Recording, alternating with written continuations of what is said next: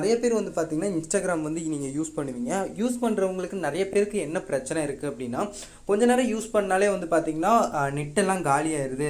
நான் வந்து 1 GB தான் போடுறேன், 1.5 GB தான் ஒன் டேக்கு போடுறேன், ஆனால் நிறைய நெட்டு வந்து காலியாயிருது அப்படின்னு அந்த பிரச்சனை வந்து நிறைய பேருக்கு வந்து இருக்கும்.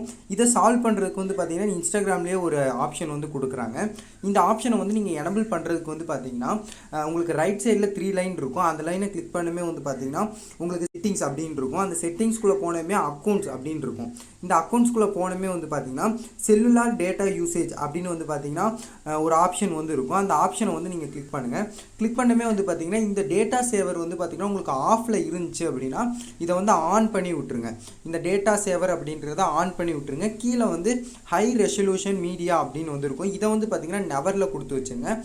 நெவர்ட்டு நீங்கள் வந்து வெளியே வந்து வந்துடுங்க. இப்போ வெளியே வந்தமே வந்து பார்த்தீங்கன்னா நீங்கள் நார்மலாக இன்ஸ்டா வந்து நீங்கள் யூஸ் பண்ணலாம். இனிமேல் வந்து பார்த்தீங்கன்னா உங்களுக்கு டேட்டா வந்து அதிகமாக வந்து லாஸ் வந்து ஆகாது.